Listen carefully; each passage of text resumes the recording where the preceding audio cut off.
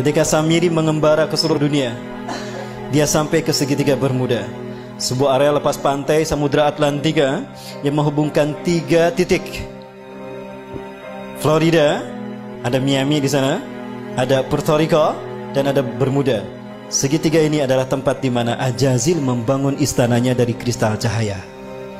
Itulah kenapa siapapun yang lewat kena hilang. Sebetulnya tidak hilang, ada, cuma tertutup dengan kristal cahaya. Begitulah cara David Copperfield menghilangkan patung Liberty. Begitu pula cara David Blank menghilang. Dia tidak menghilang, tapi dia bersinergi, bersenyawa dengan jin, sehingga kristal cahaya menutup pandangan kita, sehingga dia tidak terlihat, nyaris tidak terlihat. Dan itu pula yang terjadi ketika Nabi Muhammad SAW menghilang di Madinah 8 jam, tiba-tiba muncul lagi di tengah-tengah sahabat, karena bersentuhan memasuki alam jin. Ketika kita masuk ke dimensi jin berada, maka kita tidak akan terlihat saat itu. Dan di sana berdiri singgasana iblis yang terbuat dari kristal cahaya.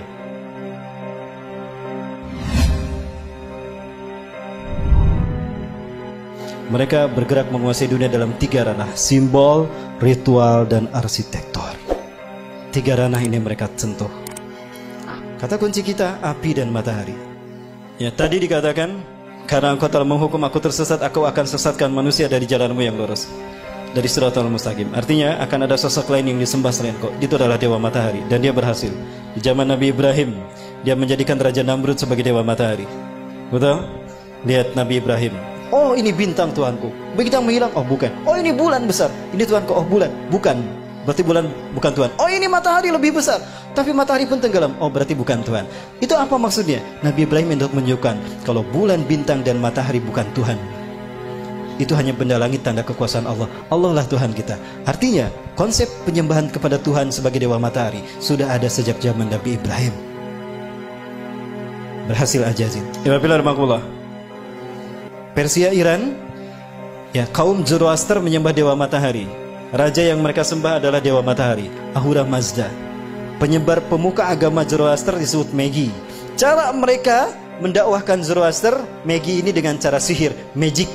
Ke dalam bahasa Arab menggunakan sin, jadi majusi. Maka ketika mereka merayakan hari besar mereka, mereka selalu menyalakan mercon. Maka ketika umat Islam merayakan pergantian tahun baru Masehi, saat itu mereka disesatkan 3 agama. Ingat, tahun Masehi dibuat oleh seorang biarawan Katolik, Dionysius Exiguus. Dia adalah biarawan Katolik yang ditugaskan oleh Vatikan untuk membuat penanggalan Masehi yang titik tolaknya Natal. Maka dibuatkanlah penanggalan tahun Masehi yang diberi nama kemudian Anno Domini. Tahu apa arti Anno Domini?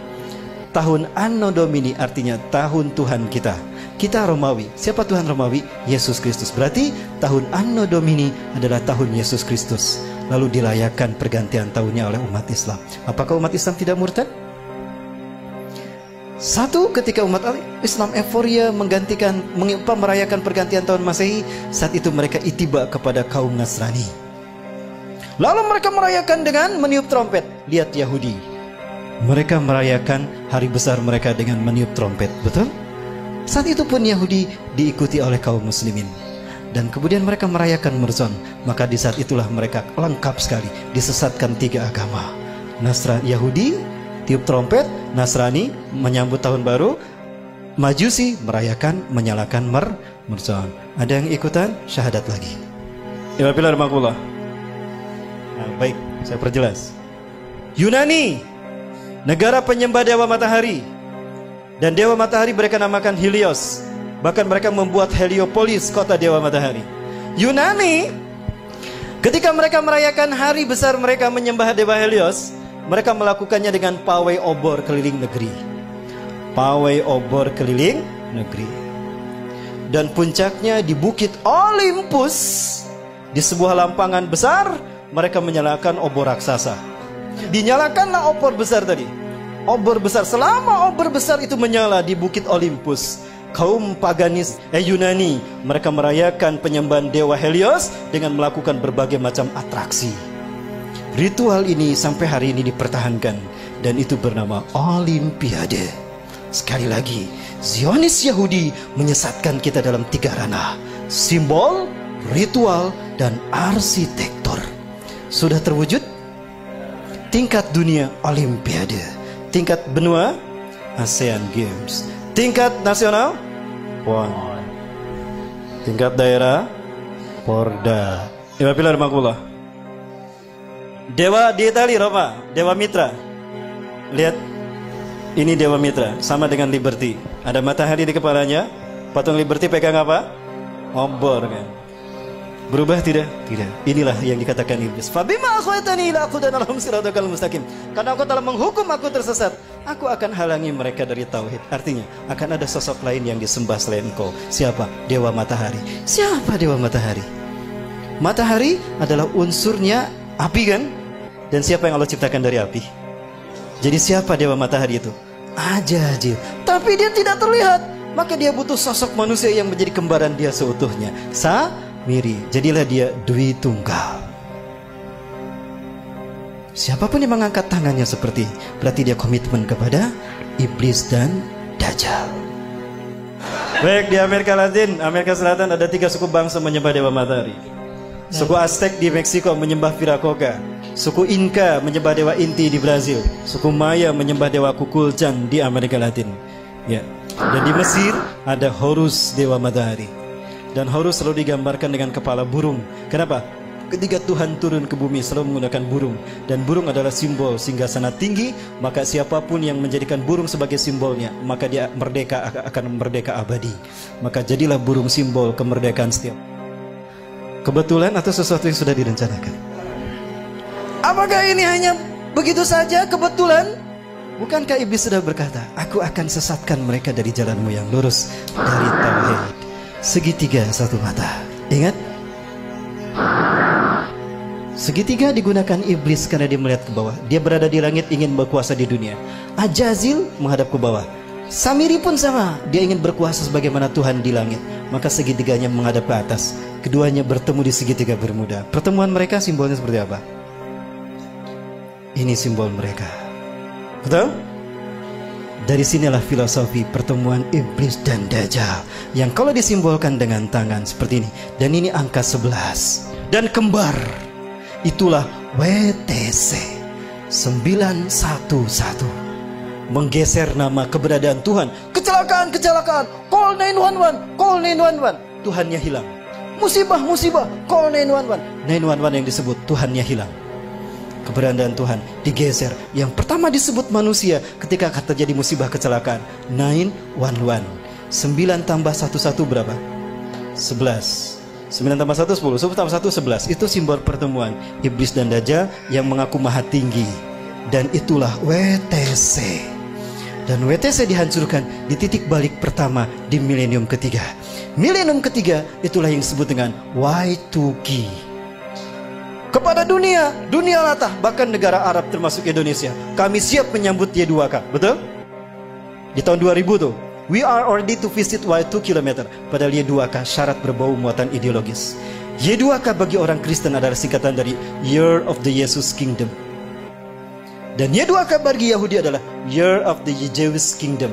Artinya 1000 tahun terakhir sebelum hari kiamat, itu adalah tahun bagi berdirinya singgasana Tuhan di muka bumi. Cirinya apabila sapi berwarna merah sudah lahir. Sudah lahir belum?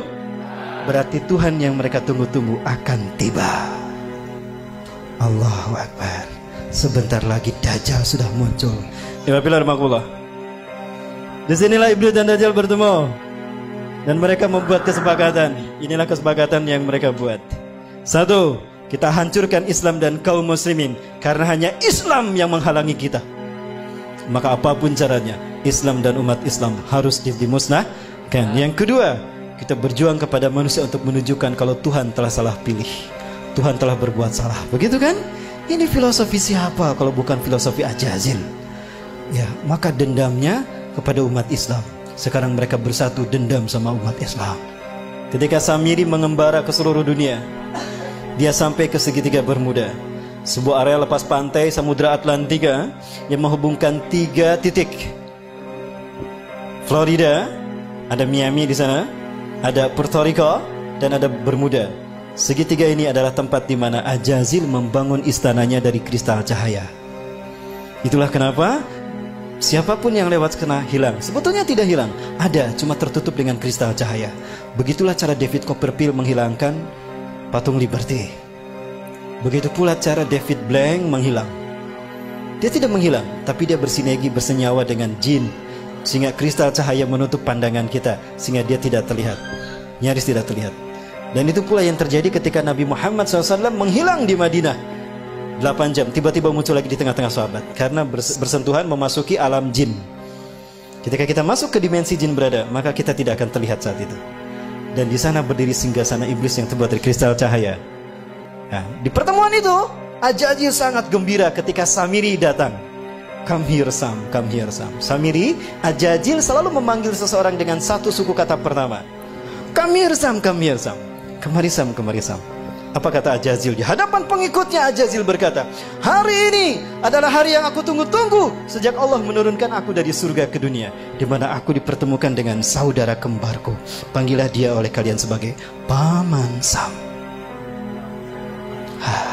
Nyambung tidak? Nyambung dengan Amerika.